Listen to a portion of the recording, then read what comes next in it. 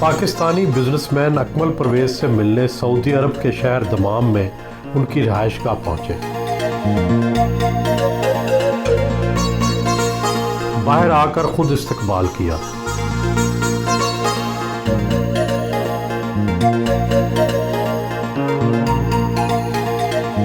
पत्तों की कसूर के रहने वाले अकमल परवेज जो कि बीटेक इंजीनियर हैं, उन्होंने ऐसा क्या कमाल दिखाया कि सऊदी अरब आकर कामयाब तरीन पाकिस्तानी बिजनेसमैन बन गए। अल्लाह ताला की करम नवाजी है इसमें।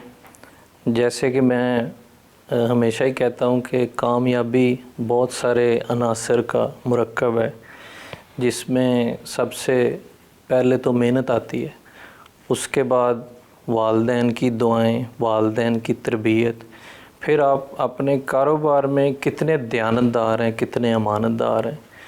तो इन असूलों को लेके जब चला तो अल्लाह ताला ने बहुत ज़्यादा गैबी इमदाद की और बड़े थोड़े अरसे में अल्लाह ताला ने बहुत सारी कामयाबियों से हमकिनार किया। क्या सऊदी अरब में रहने वाले पाकिस्तानियों में सबसे ज़्यादा टैक्स देने में आपका शुमार होता है? जी बिल्कुल, मेरे पास तो बल्कि सर्टिफिकेट है, अरबिक में उसे बोलते हैं कबार अल मुकल्लफीन, यानी लार्ज टैक्स पेयर्स। तो मैं लार्ज टैक्स पेयर क्लब का मेंबर हूँ, जो इनका टैक्स डिपार्टमेंट है उनकी तरफ से। सालाना कितना टैक्स देते हैं? दो किस्म के टैक्स हैं यहाँ पे, एक इनकम टैक्स है और दूसरा वैल्यू एडेड टैक्स है।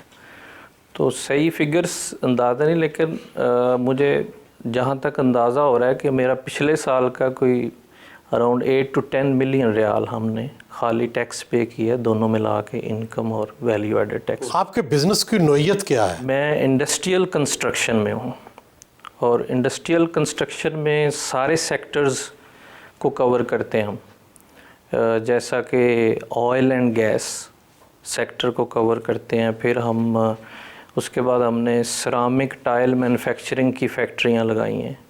फिर हमने हैचरीज़ के प्रोजेक्ट भी किए हैं। लेकिन सबसे जो ज़्यादा मैंने प्रोजेक्ट किए जिसमें हम लोग स्पेशलाइज्ड हो गए हैं, वो है एयरपोर्ट्स पे जेट फ्यूल के टर्मिनल्स। पत्तों की और लाहौर के आम स्कूलों में पढ़े, क्या वहाँ ऐसा सीखा जो यहाँ काम आया?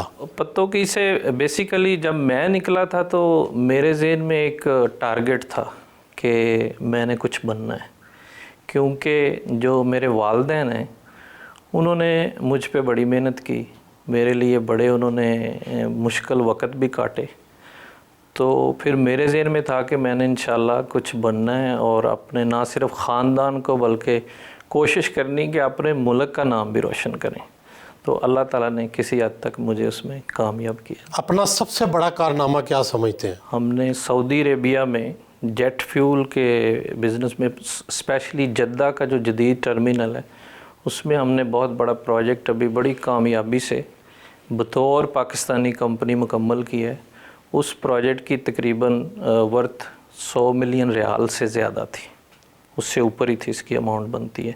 जो दूसरा कारनामा जिसको अक्सर किसी से मैं इज़हार नहीं करता, वो है ख़िदमत करना आवाम की, जो मुश्किल में लोग हैं, जो सऊदीया में भी और पाकिस्तान भी। सऊदीया में आम तौर पर सऊदी कफ़ील जो है वो आपका बिज़नेस पार्टनर होता है, आपका बिज़नेस भी इसी तरह है? नहीं, अल्लाह ताला ने ये बड़ी करम नवाजी की कि मुझे 2003 में ही इंफॉर्मेशन मिल गई कि सऊदी गवर्नमेंट ने ये एक नई पॉलिसी मुतारफ़ कराई है कि आप 100% अपना बिज़नेस कर सकते हैं। उसमें डेफिनेटली कि हर चीज़ क्रिस्टल क्लियर होनी चाहिए थी, तो उसको सारी उनकी जो रिक्वायरमेंट्स हैं उन पे पूरा उतरे और 2005 मई में अल्हम्दुलिल्लाह हमने अपना लाइसेंस ले लिया और उसके बाद ये मुकम्मल 100% पाकिस्तानी मलकियत में कंपनी है और 2005 से ही चल रहे हैं। और ये सऊदी गवर्नमेंट की पॉलिसी और उनका जो इन्वेस्टमेंट अथॉरिटी, उनकी तरफ से हमें लाइसेंस मिला। पाकिस्तान में कितनी मालियत का कारोबार है और सऊदीया में कितनी मालियत का? पाकिस्तान में हम पोल्ट्री के बिज़नेस में हैं जी। इसमें उसमें हमारे पास कंट्रोल फार्म है, उसमें मेरा छोटा भाई सफदर जावेद वो उसको टेक केयर कर रहा है। फिर हमारे पास कुछ ज़राई ज़मीनें हैं, उसकी भी काश्तकारी उस पर कर रहे हैं।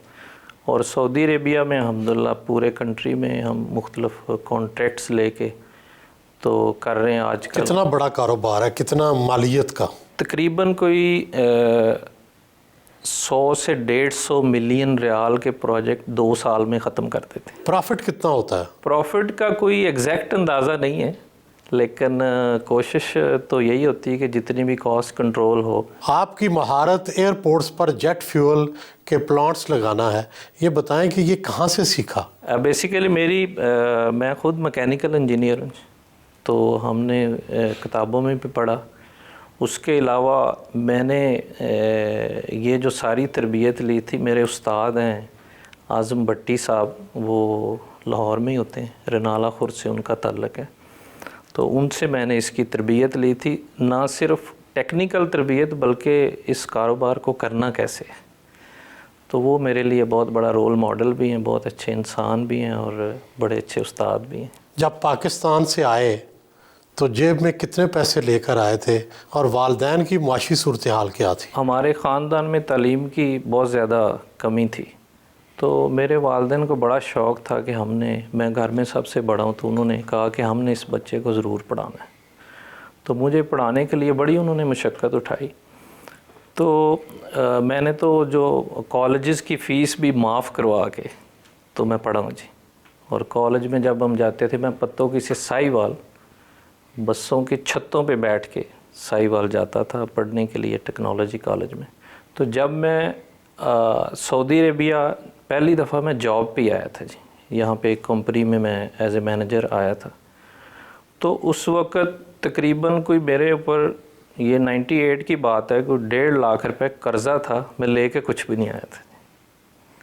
तो बाद में अल्लाह ताला ने सारी मेहरबानी। नौकरी छोड़ के अपना बिज़नेस करने का ख्याल कैसे आया? ये ख्याल मेरे अंदर पैदा किया था आज़म भट्टी साहब, मेरे उस्ताद हैं। तो उन्होंने मेरा इस तरफ तवज्जो दिलाई कि तुम्हारे अंदर सलाहियतें हैं। तो फिर मैंने उस चीज़ को बड़ा पिक किया। फिर मैंने सोचा कि अभी ये वक्त अच्छा है। मेरी शादी 2002 में हुई थी, तो मैंने कहा आगाज़ है अभी, तो अभी इस फील्ड में छलांग लगानी चाहिए, अल्लाह ताला कामयाबी देगा। तो बस उसके बाद कारोबार स्टार्ट किया, बहुत ही छोटी सी अमाउंट से स्टार्ट किया और फिर वहाँ से अल्हम्दुलिल्लाह अब हम 100-150 मिलियन क्लब के अंदर मैं चला गया हूँ। जो हम यहाँ पे कॉन्ट्रैक्टर क्लासिफिकेशन है उसमें।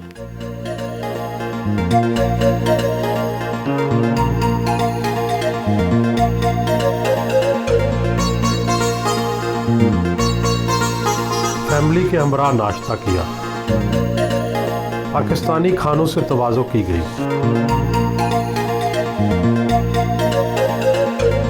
आप ये बताएं कि कितना अर्सा पहले शादी हुई और क्या अंदाज़ा था कि अकमल परवेज़ साहब इतने कामयाब बिजनेसमैन बन जाएंगे? नहीं, मेरी शादी को 20 साल हो गए, 21 साल। हाँ जी, अल्हम्दुलिल्लाह जब मेरी शादी हुई उसी के बाद ही अल्लाह का शुक्र है कि उन्होंने अपना बिजनेस स्टार्ट किया। आप आपस में पहले भी रिश्तेदार थे? हाँ जी, रिश्तेदार थे।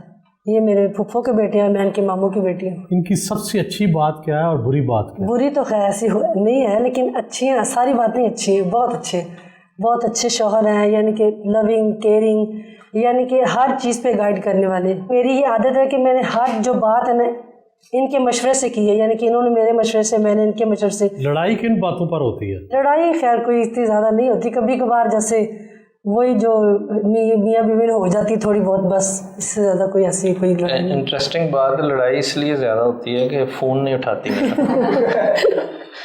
मेरा फ़ोन नहीं उठाती। बस वो ऐसे कभी कभार फ़ोन से, आजकल के दौर में फ़ोन से बहुत गाफिल हैं। अच्छा। हाँ जी, नहीं, वो थोड़ा बिजी होता है ना किचन में, कभी बच्चे के पास होता तो फिर वो बस ऐसे लेकिन अल्हम्दुलिल्लाह बहुत अच्छे हैं। बच्चों में सबसे अच्छी बात यह है कि ये वापस पाकिस्तान से बहुत कनेक्टेड है। ख़ास तौर पे जो मेरे वालिदैन से, दादा दादी से, अपने चचाओं के साथ बहुत ज़्यादा कनेक्टेड हैं। आपका और आपकी एक्सटेंडेड फैमिली का आपस में कितना गहरा राब्ता है? जी बिल्कुल, सारे भाई और पेरेंट्स सारे हम लोग इकट्ठे रह रहे हैं। हमारा ऑलमोस्ट जॉइंट फैमिली सिस्टम है। मेरे बाद मेरा छोटा भाई पूरी फैमिली को टेक केयर करता है। उनमें मेरे 2 छोटे भाई भी हैं, तो उनको टेक केयर करते हैं। हम दोनों भाई यानी इकट्ठे मिल के चल रहे हैं, इस पूरी फैमिली को लेके, पूरे ख़ानदान को लेके चल रहे हैं। पाकिस्तान और सऊदी अरेबिया में क्या फ़र्क देखा है? पाकिस्तान और सऊदी अरब दोनों सेम ही लगते हैं, लेकिन पाकिस्तान क्योंकि वो हमारा अपना कंट्री है, वहाँ पे हम पैदा हुए हैं, तो ऑब्वियसली पाकिस्तान की बात अलग है, लेकिन सऊदी अरब भी हमें बराबर प्यार है। यहाँ पे क्या क्या एडवांटेजेस हैं? यहाँ पे हम लोग को ये इसलिए अच्छा लगता है क्योंकि यहाँ पे हम पढ़े हैं और हमारी पूरी एजुकेशन यहाँ पे है। पाकिस्तान में इसलिए क्योंकि वहाँ पे हमारी और एक्सटेंडेड फैमिली है, दादा दादी हैं, तो उनके साथ हमें टाइम गुजारना बहुत अच्छा लगता है। चचा हैं, कज़न्स हैं। आपके वालिद साहब की सबसे अच्छी बात क्या है? पापा की सबसे अच्छी बात यह है कि पापा को चीज़ों में बैलेंस बहुत अच्छा करना आता है। मतलब वर्क लाइफ और पर्सनल लाइफ में वो बहुत अच्छा बैलेंस करते हैं। कभी कभार ऐसा होता है कि काम का लोड उन पर बहुत ज़्यादा हो जाता है, लेकिन कभी भी इस सब की वजह से उन्होंने हमें नेगलेक्ट नहीं किया। हमें पूरा उन्होंने अपना टाइम दिया है। वो एक स्माइल होती है उनके फेस पे जब वो ऑफिस से वापस आते हैं, तो वो स्माइल ही हमारे लिए सब कुछ होती है। उनको गुस्सा तो आता होगा, उसका इजहार कैसे करते हैं? नहीं, गुस्सा आता है, लेकिन इतना बुरा गुस्सा नहीं है। गुस्सा आता है तो डांट देते हैं और बस, और तो ज़्यादा कुछ नहीं करते। बाकी बहुत एक्सट्रीमली लविंग है। गुस्सा भी एक पार्ट होता है, लेकिन अगर माँ बाप गुस्सा ना करें तो फिर आई थिंक बच्चे अच्छे नहीं हो सकते। माँ बाप को गुस्सा इंपॉर्टेंट होता है। और उसके अलावा पापा इज़ एक्सट्रीमली लविंग, केयरिंग और बहुत अंडरस्टैंडिंग है। इनसे हम तीनों हर तरह की बात कर लेते हैं विदाउट एनी हेजिटेशन। और फिर हमें आगे से, हमारे मेंटर हैं, तो हमें आगे से गाइडेंस भी मिलती है कि ठीक है, अगर इस चीज़ में गलत हो तो इसको ऐसे ठीक। आप क्या पढ़ रही हैं? मैं मेडिसिन पढ़ रही हूँ, मैं 2nd ईयर में हूँ। कहाँ पे? मैं royal college of surgeon in Ireland, उसके एक ब्रांच है बहरीन में, तो मैं अभी करंटली वहाँ पे पढ़ाई कर रही हूँ। डॉक्टरी करके पाकिस्तान जाएंगी या सऊदी अरब में ही काम करेंगी? मेरा प्लान यही है कि मैं अपनी हाउस जॉब वगैरह बहरीन में करूँ, एंड आफ्टर दैट फिर मेरा है कि मैं अमेरिका जाऊँ अपनी स्पेशलाइजेशन करने के लिए। तो लेट्स सी अभी आगे फ्यूचर में क्या आता है, अभी मेरे ये प्लान्स हैं। जी, पापा की सबसे अच्छी बात ये है कि वो हमारे साथ टाइम बहुत अच्छे से स्पेंड करते हैं, और जब भी जैसे अभी हम कभी रात को बैठते हैं तो हमें ऐसी इन्फॉर्मेटिव बातें बताते हैं जो कि ऑफ कोर्स दीन और दुनिया दोनों में काम आते हैं हमारे लिए। और ये मतलब जो इनकी मैनेजिंग स्किल्स हैं, ये बहुत हमें मतलब कि मोटिवेट करती हैं। आप आजकल क्या कर रहे हैं? ऑर्बिट इंटरनेशनल स्कूल में A-levels कर रहा हूँ। आगे इंशाल्लाह UK जाने का प्लान है मेरा। उसके बाद फिर वापस आएंगे और मतलब पढ़ के आगे 3 साल का कोर्स होता है उधर, तो उसके बाद फिर वही प्लान है, वापस आके फिर यहीं कंटिन्यू करने का प्लान है। पाकिस्तान की सबसे अच्छी बात क्या है? पाकिस्तान में तो सब कुछ अच्छा लगता है। पाकिस्तान में मतलब सारी फैमिली वहाँ है। वो मतलब एक पाकिस्तान में जाते तो एक फ्रीडम वहाँ फील होता है जो कभी कभी यहाँ फील नहीं होता। पाकिस्तान में आप मतलब सब कुछ कर सकते हो, वहाँ पे कज़न्स वगैरह हैं, फैमिली है, तो वहाँ पे तो फिर अलग मज़ा है यहाँ से। क्या आप भी वालिद साहब को कभी समझाते हैं? ज़्यादा तो मैं उनसे समझता हूँ, वो समझाते हैं मुझे ज़्यादा। गुस्सा नहीं, अभी तो कम हो गया। बचपन में काफ़ी ऐसी बातें होती थी जिस पर गुस्सा होते थे। 1-2 बार मुझे मार भी पड़ी हुई है इस बात में। हाँ जी बेटे, बताएं आपको पापा और मम्मी में से कौन ज़्यादा अच्छा लगता है और क्यों? दोनों बहुत केयरिंग है, बहुत हम सालों से प्यार करते हैं। ये बहुत लविंग और केयरिंग है। आप किस क्लास में पढ़ रहे हैं? मैं अभी 7th। पापा न ज़्यादा नाराज़ होते हैं या मामा? मामा कभी कभी। आप क्या बनना चाहते हैं? मैं डॉक्टर।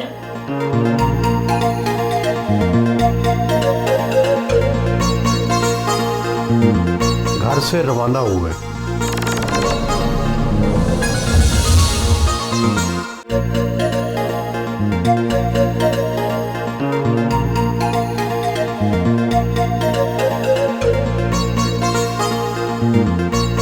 अब्दुल्ला फवाद डिस्ट्रिक्ट में अपनी कंपनी के दफ्तर आए। सऊदी स्टाफ ने इस्तकबाल किया।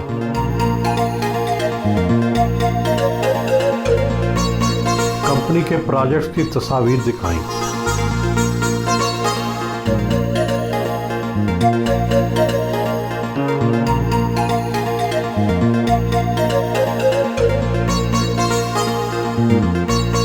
अपने दफ्तर में आए। आपका बिजनेस कितना फैला हुआ है, कितने एम्प्लॉइज़ काम करते हैं और किस किस कौमियत के हैं? मेरा बिज़नेस अल्हम्दुलिल्लाह सर पूरे सऊदी अरेबिया में फैला हुआ है। हमने कोई 6 मुख्तलिफ़ सिटीज़ के एयरपोर्ट्स पे जेट फ्यूल डिपोज़ बनाए जिनमें अबहा है, नजरान है, तबूक है। और उसके बाद अभी हम एक प्रोजेक्ट जो कर रहे हैं वो पैकेजिंग इंडस्ट्री का प्रोजेक्ट है, वो जुबैल में, ये बिल्कुल उससे हट के। तो अल्हम्दुलिल्लाह पूरे सऊदी अरेबिया में हम बिज़नेस कर रहे हैं। कितने एम्प्लॉइज़ हैं? हमारे टोटल 200 एम्प्लॉइज़ हैं, जिनमें मैक्सिमम पाकिस्तानी हैं, उसके बाद इंडियन भी हैं, सऊदीज़ नेशनल भी हैं, फ़िलिपाइनी भी हैं और बाकी नेशनलिटीज़ इसमें शामिल हैं। तो 200 एम्प्लॉइज़ तो जो वो हैं जो मेरे डायरेक्ट हैं। इसके अलावा हम मेरे साथ इनडायरेक्टली तकरीबन कोई 500 एम्प्लॉय काम करता है, जिसमें रेंटेड लेबर भी होती है और सब कॉन्ट्रैक्टर्स के भी बंदे होते हैं, क्योंकि हम जो काम खुद कुछ स्पेशलाइजेशंस ऐसी हैं जो खुद नहीं करते तो उसको हम सबलेट कर देते हैं। तो वो मिला के 500 को 800 to 900 की स्ट्रेंथ के साथ होल ईयर हम ऑपरेशन चलाते हैं अपना। आगे क्या आपके मुस्तकबिल के क्या मंसूबे हैं, क्या बड़ा करना चाहते हैं? अभी मेरा इरादा है कि हम यहाँ पे एक ट्रेडिंग डिवीज़न भी अपनी बनाएं। वो ट्रेडिंग डिवीज़न जो है वो मेरी ये जो कॉन्ट्रैक्टिंग डिवीज़न है इसको मटेरियल सप्लाई करे और उस पर बल्क बाइंग करे। अगर हम ज़्यादा मिकदार में मटेरियल ख़रीद के रखते हैं, अपने पास स्टोर रखते हैं, तो वो हमें सस्ता मिलता है, तो उसमें भी फिर बचत होती है। उसके अलावा मैं अभी चाह रहा हूँ कि हम अपनी स्ट्रेंथ 200 से बढ़ा के 500 तक ले जाएं इस कंपनी की, और अपना मैनेजमेंट सेटअप भी थोड़ा बड़ा करें। तो फिर हम न्यूम एरिया जो अभी सऊदी अरेबिया नया डेवलप कर रहा है, तो वहाँ पे जो हमारे रिलेटेड एक्सपीरियंस से रिलेटेड प्रोजेक्ट्स हैं उनको हम अभी वहाँ जाके इंशाल्लाह काम करना शुरू करेंगे। पाकिस्तान में बड़ा मंसूबा बनाना चाहते हैं या सऊदी अरब से बाहर कहीं और जाना चाहते हो? मेरी बड़ी विश है कि पाकिस्तान में भी कुछ बड़ा करना चाहिए, लेकिन काफ़ी सारी वहाँ पे हर्डल्स हैं। हमें बहुत ज़्यादा ताउन चाहिए गवर्नमेंट से, लोकल गवर्नमेंट से। तो बड़ी दफ़ा हमने तजवीज़ें भी पेश की हैं मुख्तलिफ़ फोरम्स पे। तो इंशाल्लाह जैसे ही वो कुछ हालात साजगार होते हैं तो सबसे पहले पाकिस्तान में ही करना चाहिए, और उसके बाद इंशाल्लाह जीसीसी के दूसरे कंट्रीज़ में हम एक्सपेंड कर रहे हैं। ऑलरेडी हमने इसकी एक ब्रांच ओमान में रजिस्टर्ड भी कर दी है, और उसके बाद हम यूएई, बहरीन और फिर यूके वाली साइड पे इसकी ब्रांचें इंशाल्लाह ओपन करनी, ये हमारी प्लानिंग में शामिल है। अगले 5 इयर्स की प्लानिंग। कॉन्फ्रेंस रूम में आए,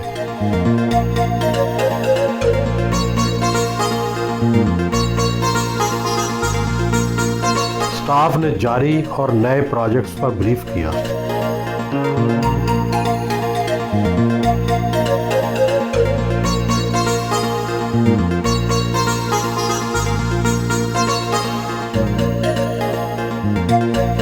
दफ्तर के मुख्तलिफ डिपार्टमेंट्स का दौरा किया।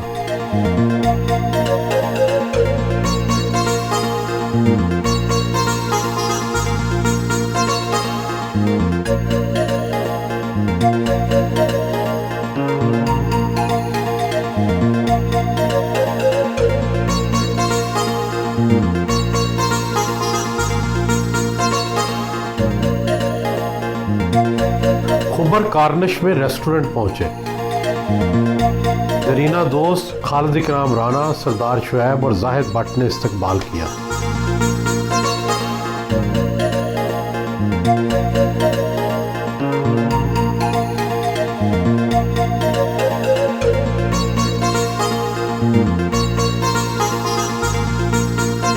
मारूफ समाजी शख्सियत खालिद इकराम राना ने उनके एजाज़ में ज़ोराने का एहतमाम किया।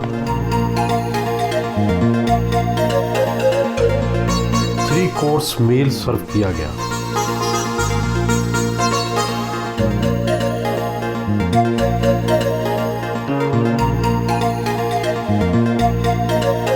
कमल साहब एक इंसान दोस्त आदमी है जी, और ये हर लिहाज से अल्लाह ताला ने इनको वो खूबियाँ अता की हैं कि ये इंसानी खिदमत और मोहब्बत से सरशान है, और यही वजह है कि हमारी ये दोस्ती गुज़श्ता 20 साल से ज़्यादा से कायम है। तो यहाँ सऊदी अरब में सेहत के हवाले से या कुछ जेल में जो पाकिस्तानी हैं उनकी जो ज़रूरियात है जब भी मैंने कहा है तो इन्होंने पूरी की हैं, और कुछ वो है जो ख़ुद बताते नहीं हैं। कंपनी का इनका जो एक सेपरेट अकाउंट बनाया हुआ है जिसमें सिर्फ गरीबों और उन मस्कीनों के लिए इन्होंने वो फ़ंड रखा हुआ आता है, चाहे वो यहाँ खर्च करें या पाकिस्तान में खर्च करें, तो ये उनकी खिदमत के लिए उन्होंने एक अकाउंट बनाया हुआ है।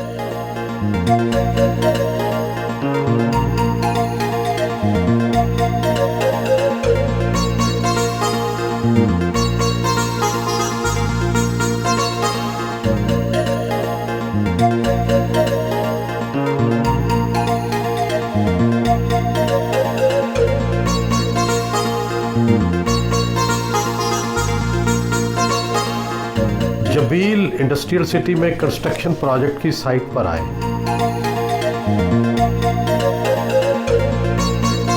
स्टाफ ने इस्तकबाल किया।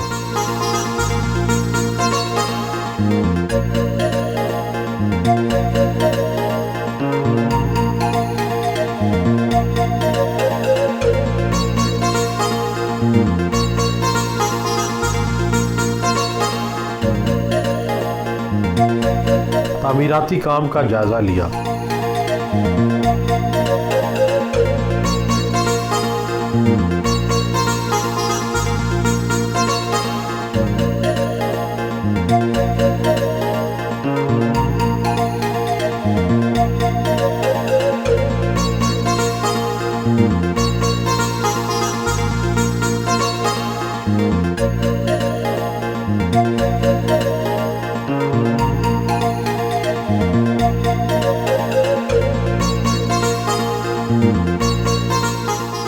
अकमल साहब ये बताएं कि ये जो प्रोजेक्ट है ये बुनियादी तौर पर क्या है, क्या आप टर्न की बेसिस पर इसको बना रहे हैं और यहाँ क्या बनेगा? जी सर, ये प्रोजेक्ट है पैकेजिंग इंडस्ट्री ऑलरेडी एग्जिस्ट करती है और उसको हम एक्सटेंड कर रहे हैं, उसकी एक्सपेंशन कर रहे हैं, एक उनकी प्रोडक्शन लाइन।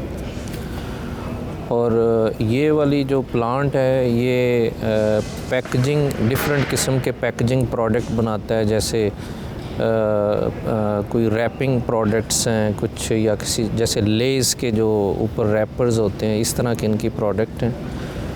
और ये प्रोजेक्ट का जो हमें कॉन्ट्रैक्ट मिला है वो तकरीबन 80 मिलियन रियाल का है और तकरीबन हमें इस पे 1 से 1.5 साल लगेगा कंप्लीट करने में, और इसके ऊपर 300 से ज़ायद की मैन पावर हमें लगानी पड़ रही है। और अल्हम्दुलिल्लाह इसको हम मैक्सिमम अपने रिसोर्सेज से कर रहे हैं। और ये टर्न की प्रोजेक्ट है, हमें ये खाली प्लॉट्स दे रहे हैं और हम उसके ऊपर पूरा प्लांट मुकम्मल रेडी करके तैयार करके इनको इंशाल्लाह हैंड ओवर करेंगे। ऐसे और कितने प्रोजेक्ट कंप्लीट कर चुके हैं? पिछले कोई 17 साल में हम ऐसे कुछ 10 प्रोजेक्ट तकरीबन मोर और लेस 10 प्रोजेक्ट हम कंप्लीट कर चुके हैं इसी नेचर के।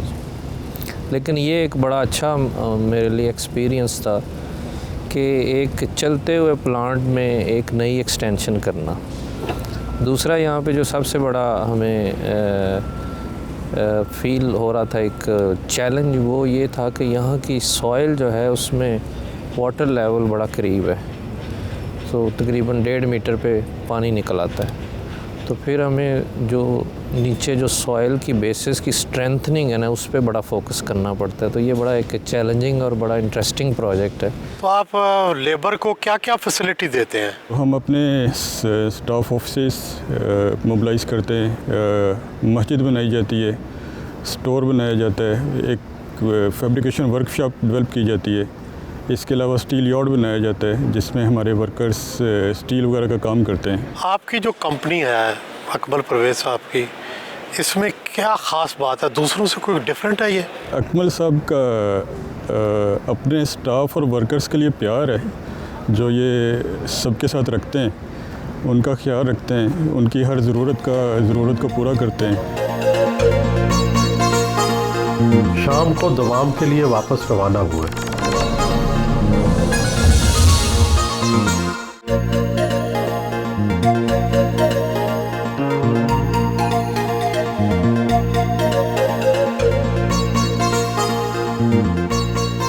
सऊदी शेख दोस्त जबरील अल करनी ने फार्म हाउस पर इशाइये का एहतमाम किया। खजूर और अरबी कहवा पेश किया गया।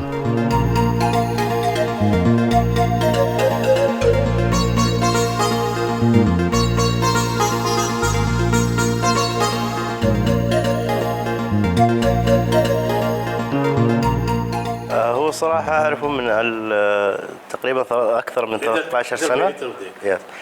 أعرف مستر أكمل من أكثر من 13 سنة في عمل بزنس يعني. فصار يعني اكتشفت الرجل رجل جيد ورجل طيب وراعي خير وفعل خير، فحاولت أني أبني علاقة معه إلى الآن تقريبا أكثر من 13 سنة، وإن شاء الله تستمر هذه العلاقة أكثر وأكثر. طبعا مستر أكمل يعتبر من أحد العائلة، يعني مو صديق فقط، يعني فوق من صديق، يعني الآن يعتبر أحد من العائلة. شكرا جزيلا. شكرا حياكم الله. يعني اليوم أنتم شرفتونا ونورتونا في مكاننا.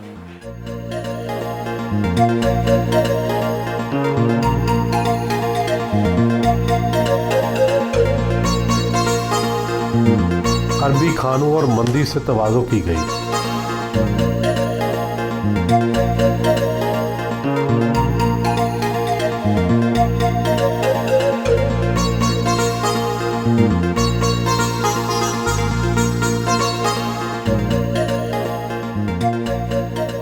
सब ने तलवारों के साथ सकाफती रक्स अर्जुल सऊदिया पेश किया। हल्की खुनकी महसूस होने पर आग से तपश ली।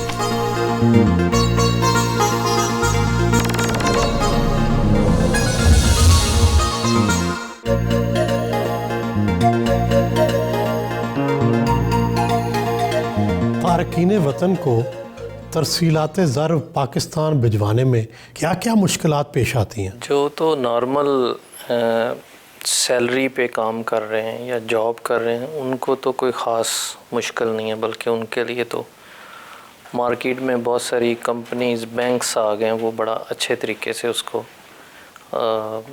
बड़े विदिन 2 मिनट 5 मिनट तक वो ट्रांसफ़र हो जाती है अमाउंट। जो मुश्किल पेश आती है वो है बिज़नेस ट्रांजैक्शंस। बिज़नेस ट्रांजैक्शंस में जैसा कि हम लोग यहाँ से अपना डिविडेंड या प्रॉफिट ट्रांसफ़र करते हैं तो वहाँ उसकी पूछ-गछ काफ़ी ज़्यादा है, तो उसकी फिर जस्टिफिकेशन देनी पड़ती है। बाज़ दफ़ा कुछ बैंकर समझते भी नहीं है तो वो बाज़ दफ़ा रिटर्न भी कर देते हैं, लेकिन मेरा ख़ास तौर पे चूँकि हर चीज़ क्लियर है इसलिए बड़ी आसानी से चला जाता है। और अगर कोई लीगल बिज़नेस नहीं कर रहा तो उसके लिए तो फिर मुश्किल है, वो भाई बैंकिंग चैनल भेज ही नहीं सकता। आप अब तक कितने पैसे पाकिस्तान भिजवा चुके होंगे बैंकिंग चैनल के ज़रिए? मैंने आज तक भेजा ही बैंकिंग चैनल के ज़रिए जी, और उसका टोटल रिकॉर्ड सऊदी गवर्नमेंट के पास भी है और पाकिस्तान गवर्नमेंट के पास भी है। कितने भिजवा चुके होंगे पैसे? ये उसका टोटल तो मुझे याद नहीं है, लेकिन मेरे ख्याल में तो ये करोड़ों रुपयों में ही है जी, आगे शायद बिलियंस को भी टच कर रहे हैं। आप यहाँ सऊदी अरब में सेटल्ड है, यहाँ आपका बिज़नेस बड़ा अच्छा है, दूसरी तरफ पाकिस्तान में भी आपका बिज़नेस है, घर है, फैमिली है। ये बताएं रिटायरमेंट के बाद कहाँ सेटल होना पसंद करेंगे? मेरी ख्वाहिश है कि जब मैं रिटायर हो जाऊँ बिज़नेस से तो मैं अपना वक्त पाकिस्तान में गुजारूँ, लेकिन वो डिपेंड करता है कि पाकिस्तान के हालात कैसे हैं, वहाँ पे पॉलिटिकल स्टेबिलिटी हो, security, safety, rule of law अच्छा हो, तो फिर तो बिल्कुल इससे बढ़ के कोई चीज़ ही नहीं है कि पाकिस्तान में रहा जाए। पाकिस्तान की जो मईशत है वो बहरानी कैफियत का शिकार है। बतौर ओवरसीज़ पाकिस्तानी आप क्या समझते हैं, क्या हल है इस मसले का? क्या किया जाए कि पाकिस्तान की मईशत ठीक हो जाए? सबसे बड़ी कमी मुझे नज़र आती है वो है कि हमारे पास ई गवर्नेंस की बहुत कमी है, और दूसरी चीज़ है कि हमारे पास रूल ऑफ लॉ नहीं है, करप्शन नीचे तक फैली हुई है, जिस वजह से हम लोग तरक्की नहीं कर पा रहे। आप सऊदी अरेबिया को ही देख लें कि आज से 30 या 40 साल पहले इसकी क्या हालत थी और अब क्या है माशाल्लाह। और इन्होंने इसकी ज़्यादा है कि लीडरशिप बड़ी सिंसियर है, और दूसरा यहाँ का निज़ाम जो है वो फुल प्रूफ है और ऑडिटेबल निज़ाम है। हमारे उधर ऑडिट भी कोई ठीक तरीके से नहीं होता जी। पाकिस्तान और सऊदी अरब दोनों में बिज़नेस है, कितना फ़र्क है यहाँ के बिज़नेस और वहाँ के बिज़नेस में? काफ़ी बड़ा फ़र्क है जी इसमें। जैसे कि यहाँ पे अगर हमने बिज़नेस करना है तो हर चीज़ डॉक्यूमेंटेड है और वो पूरा एक ट्रैकेबल रिकॉर्ड होगा। लेकिन पाकिस्तान में मैंने कल्चर देखा है कि किसी से कोई चीज़ ख़रीदते हैं, वो कहता है जी मैंने उधर पेमेंट करनी है, तो वो चेक किसी और के नाम का बनवाता है, ख़रीदी उधर से है, पैसा उधर जा रहा है। वहाँ पे कोई प्रॉपर डॉक्यूमेंटेशन ही नहीं है वहाँ पे। इस वजह से दो नुकसान होते हैं। एक तो ये है कि जो बिज़नेसमैन है उसको अपना रियल पता ही नहीं चलता कि मैं कितना मुनाफा कमा रहा हूँ या मेरा नुकसान हो रहा है। और दूसरा ये है कि गवर्नमेंट का नुकसान है, गवर्नमेंट के पास टैक्स का रेवेन्यू इकट्ठा नहीं होता। तो इस तरह के इतने छोटे छोटे वायरस हैं जो कि पाकिस्तान में ये सारी चीज़ों की दुरुस्तगी की ज़रूरत है। आप और आप जैसे दूसरे ओवरसीज़ पाकिस्तानियों को क्या तरगीब दी जाए कि आप पाकिस्तान में सरमायाकारी करें? गवर्नमेंट के लिए करने के लिए बहुत ज़्यादा इक़दामात की ज़रूरत है कि पाकिस्तानियों को सबसे पहले तो वो कायल करें कि वो इधर आके सरमायाकारी करें। और अगर एक पाकिस्तानी जाके सरमायाकारी करेगा तो वो अपने साथ 5 या 10 फॉरेनर्स को तो कायल कर ही लेगा, उनको भी लेके आएगा। लेकिन वो उसी सूरत में करेगा जब उसको ख़ुद तसल्ली है कि मेरे मुल्क में रूल ऑफ लॉ है, मेरे मुल्क में प्रॉपर सिक्योरिटी है और सेफ्टी है, मुझे कोई तंग नहीं करेगा, मुझे ब्यूरोक्रेसी तंग नहीं करेगी, मुझे क्लर्क तंग नहीं करेंगे। तो उसके बाद ही वो लोग वहाँ पे जा सकेंगे सरमायाकारी करने में। और मैं भी यही सोचता हूँ कि जब हमने जाना है, मैं 1-2 दफ़ा यहाँ पे पंजाब बोर्ड ऑफ इन्वेस्टमेंट का एक सेमिनार अटेंड किया बहरीन में, वहाँ के सफ़ीर साहब ने अरेंज किया था। तो उन्होंने बहुत ज़्यादा प्रोजेक्ट जो थे वो हमें शेल्फ पे रख के दिए, जी ये प्रोजेक्ट हैं, ये प्रोजेक्ट हैं, ये प्रोजेक्ट हैं, आप आएँ हम आपको करके देते हैं। लेकिन उसके बाद मैंने उनको ईमेल्स की एक प्रोजेक्ट सिलेक्ट करके कि ये मेरा एक प्रोजेक्ट है, इसको मैं करना चाहता हूँ। और इसके लिए उनको चाहिए था कि जो इन्वेस्टर है उसकी अपनी ज़मीन उनके स्पेशल रीजन में हो। तो मेरे पास वो बिल्कुल उसी एरिया में मेरी अपनी ज़मीन थी। मैंने उनको ईमेल की है, मैं फ़ोन करके बैठ गया, मुझे आज तक किसी ने जवाब तक नहीं दिया। तो वहाँ इन्वेस्टमेंट कौन करेगा जी? एक बात। और दूसरी चीज़ ये है कि रूल ऑफ लॉ नहीं है। अक्सर ऐसे एरियाज़ हैं जहाँ पे भत्ताखोरी बहुत ज़्यादा है।